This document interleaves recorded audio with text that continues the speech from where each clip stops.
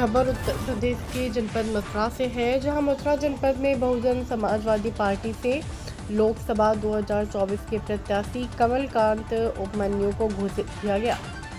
2024 के लोकसभा चुनाव के प्रत्याशी की घोषणा के लिए डैम्पियर नगर में स्थित स्थानीय होटल में बहुजन समाजवादी पार्टी की तरफ से एक प्रेस वार्ता आयोजित की गई, जिसमें बहुजन समाजवादी पार्टी के पूर्व राज्यसभा सांसद मुनकाद अली के द्वारा मथुरा जनपद के बहुजन समाजवादी पार्टी से प्रत्याशी की घोषणा की गई, जिसमें मथुरा जनपद के वरिष्ठ पत्रकार एवं ब्रेज प्लेस क्लब के अध्यक्ष पंडित कमलकांत उपमन्यु को बहुजन समाजवादी पार्टी से प्रत्याशी घोषित किया गया।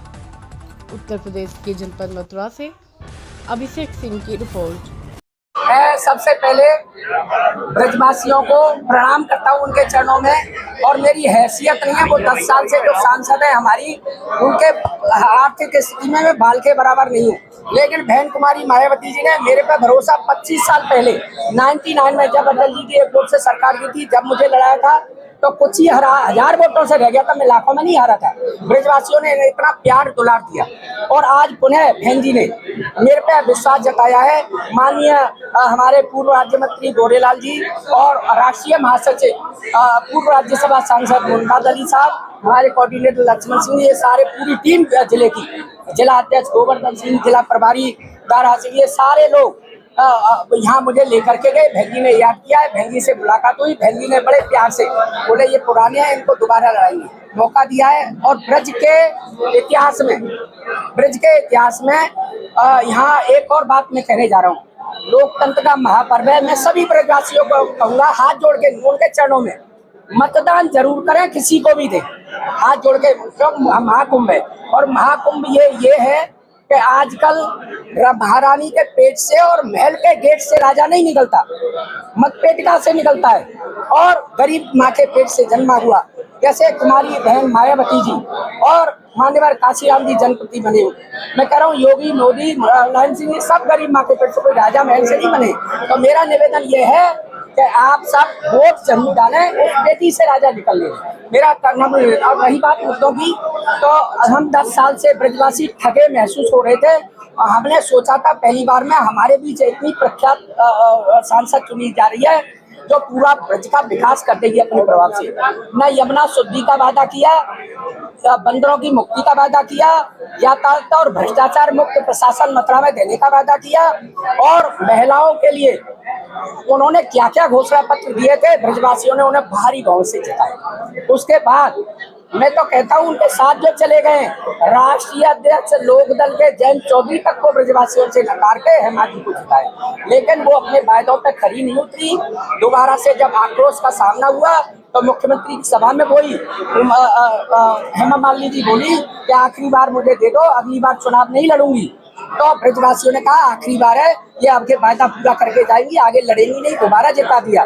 लेकिन अब तीसरी बार आ गई हैं और इन्होंने बीजेपी के ही बड़े बड़े नेताओं को धोखा दे दिया, क्योंकि जब मंच से इन्होंने ये बात कही ना कि मैं नहीं लड़ूंगी, तो सारे लोग अपने क्षेत्र में तैयारी कर रहे थे कि आपके हम लड़ेंगे, और ये तिवारा आ गई, उनके सपने चकनाचूर कर दिए। ये बाहरी लोग अपने प्रभाव से टिकट तो ले आते हैं और जीत के चले जाते हैं, इनको ब्रजवासी की सेवा का समय ही नहीं है। यमुना शुद्ध कहने की बात कही थी कि यमुना शुद्ध हो गई, आप लोगों ने पूछा, मैंने इंटरव्यू देखा तो उसमें इन्होंने कहा 14 में से 20 नाले मैंने बंद कर दिए। बताइए कौन सा गणित है, 14 में से 20 नाले बंद हो गए, तो फिर यमुना शुद्ध हो गई होगी जब 20 नाले बंद हो गए।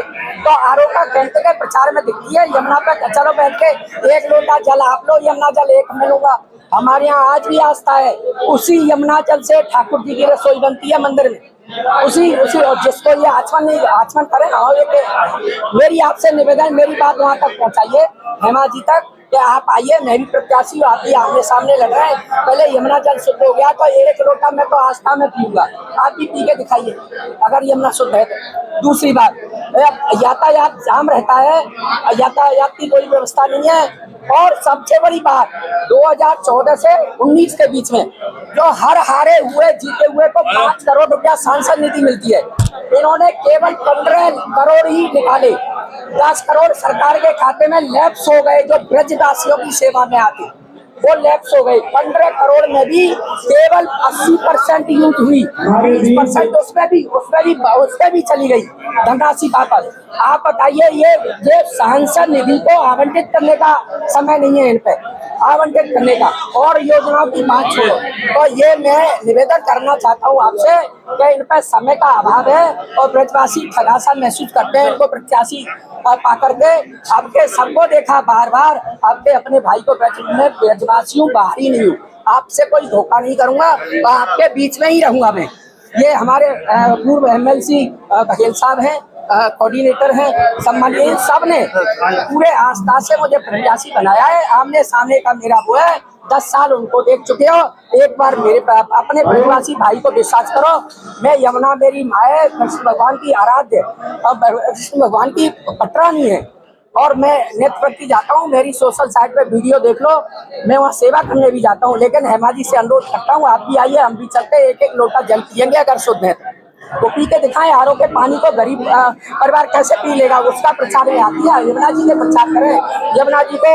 अब पहले इन्होंने आंदोलन छेड़ा था, भाजपा के लोग साथ रहे थे, और मैं उसमें राष्ट्रीय संयोजक था उस यमुना आंदोलन।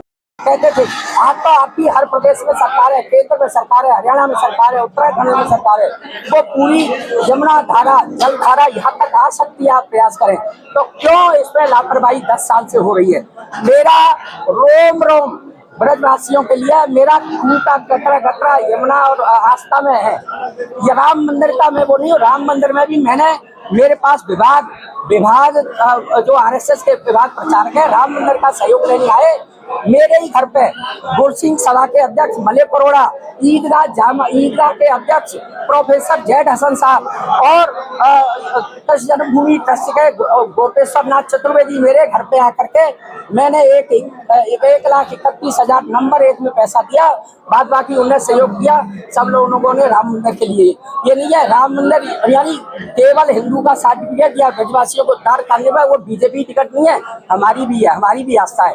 ये नहीं है कि हम उस पार्टी से प्रत्याशी नहीं बने तो हमारी आस्था वो हो गई। हमारी आस्था है, हम सर्वधर्म और सर्वजन हिताय सर्वजन सुखाय में विश्वास करने वाले लोग हैं। सभी जातियों, 36 जातियों के परिवार, सामान्य परिवार का मैं भाई और बेटा हूँ। एक बार मुझ पर कृपा करें, और मैं आपकी भावनाओं को ठेस नहीं पहुंचाऊंगा, धोखा नहीं दूंगा, हमेशा आपके बीच में रहूंगा। मैं आपसे प्रार्थना करता हूँ, सबको देखा बार बार, एक बार भी। किसानों और गरीबों के लिए क्या योजनाएं आपकी? बड़ा इलाका है जो, सुनिए, अब आ गए चुनाव और वही फसल का दौर है। हेमा जी खेत में जाएंगी और बाल काट के एक फोटो खिंचाएंगी। किसानों की कभी सुख दुख में नहीं आएंगी। आपने देखा होगा 11 मर गए आतिशबाजी मेले में, वहाँ आज तक सांत्वना देने नहीं गई है माननीय मेरी से जिले की सांसद। सांत्वना देने आज तक 11 लोग मरे, और कोई भी आतिशबाजी का मेला प्रशासन ने लगवाया था, कोई अपने घर से आतिशबाजी नहीं चला रहे थे। इसकी लापरवाही में आज तक कोई कार्रवाई नहीं हुई। सांसदों महोदय वह संवेदना व्यक्त करने नहीं गई, तो इससे ज्यादा धोखा और क्या हो सकता है। मैं किसानों के और गरीब एक सामान्य परिवार का बेटा हूँ।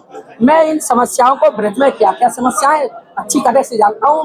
बंदरों के लिए जैसे बकरी अनुसंधान करा, जैसे भालू का हुआ, वो सब तरह से ऐसे कराऊंगा। और मैं आपके बीच हूँ, आप एक बार मौका चाहता हूँ। और जैसा प्रशासन आप सबको मालूम है, जैसा प्रशासन बहन कुमारी मायावती जी ने चलाया, आप बताओ आप धर काम नहीं। आज किसी नेता के, इनके नेता की कोई वैल्यू नहीं है। अधिकारी अपनी मनमानी करते हैं, उस पर अंकुश लगेगा।